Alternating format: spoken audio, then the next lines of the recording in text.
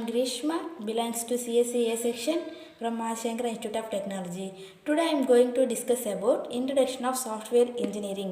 Engineering means applications of science, tools and methods to find the cost-effective solutions of a given problem. And software engineering. Software engineering is defined as a systematic, disciplined and quantitative approach for the development, operation and maintenance of the software. The difference between the software and hardware is software is maintained and engineered, but hardware is manufactured. Here the software is cost is concentrated on the design, but cost is concentrated here. The cost is concentrated on the product. It is does not wear out, and the hardware is wear out. The characteristics of the softwares are software is developed or engineered, but it is not manufactured and it is a classical sense. Software is does not wear out, but software is not a component, but it is based on it programs. Next topic is software applications domains. Software applications domains are the 7 types: system software, application software, engineering and scientific software, embedded software and product line software, applications and artificial intelligence software. First one is system software. System software is a collection of programs written to service the other programs. For example, compilers and editors.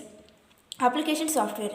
Application software is standalone programs that solve a specific business need. For example, application software is used to control the business functions in real time. And another example is point of sales transaction processing, real time manufacturing processing control. And engineering and scientific software. It has been characterized by the number crunching algorithms. Applications range from the astronomy of volcanology. Modern applications within the engineering or scientific area are moving away from the conventional numerical algorithms. For example, computer aided design and system simulations. And embedded software.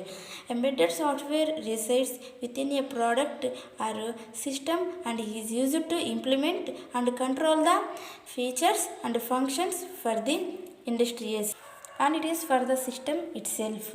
Embedded software can perform the limited functions and provide the significant functions and control the capability. For example, dashboard displays and the braking systems.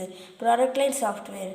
Product line software is the design to provide a specific capability for use by the many different customers. For example, word processing and spreadsheets and computer graphics and multimedia etc.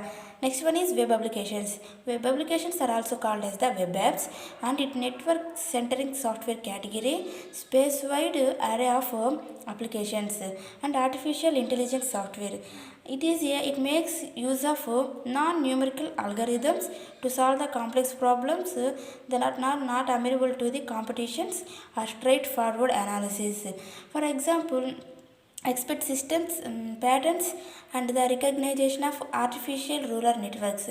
Next topic is legacy software. Legacy software meaning is it is a older programs. It is developed decades ago. So the quality of the legacy software is poor because it has the inextensible design and convoluted codes and documentation and test cases and results that are the not are achieved.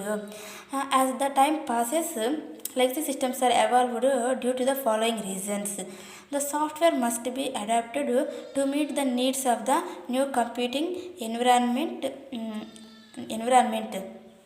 So here we have the 4 parts. The software must be enhanced to implement the new business requirements. The software must be extended to make it interoperable with more model systems or database. So the software must be re-architectured to make it viable within a network environment. Next topic is software myths. It is an important topic for the software engineering.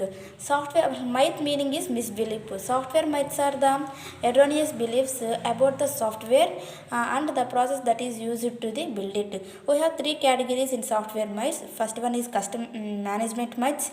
Second one is customer myths, and third one is practitioner myths. First one is management myths. Managers with a software responsibility, like managers in most disciplines, are often under pressure to maintain the budgets, keep the schedules from the slipping, and improve the quality of the project. In that, first myth is we already have a book that full of statements and procedure for building the software that want to be provide my people with everything they need to know. And reality is the book of standards may very well exist, but is it used? Is it is completed? And myth 2 is if we get the behind the schedule, we can add more programs and catch up. And the reality is software development is not a mechanistic process like the manufacturing. And myth 3 is if I decided to outsource the software project to the third party, I can just relax and let that fit build it. And reality is we can organize does not understand how to the manage and control the software project internally. It will invariably struggle when it outsources the software projects. And second one is customer myths. A customer who requires the computer software may a person at the next desk, so a technical group down the hall, so if marketing or sales department, or at outsourced company that has requested that was requested software under the contact. And that in that the myth one is a general department of the objectives is under the control, begin writing the programs, we can fill the details the later. In that the reality is ambiguous statements of the objective is a reduce for the disaster. No.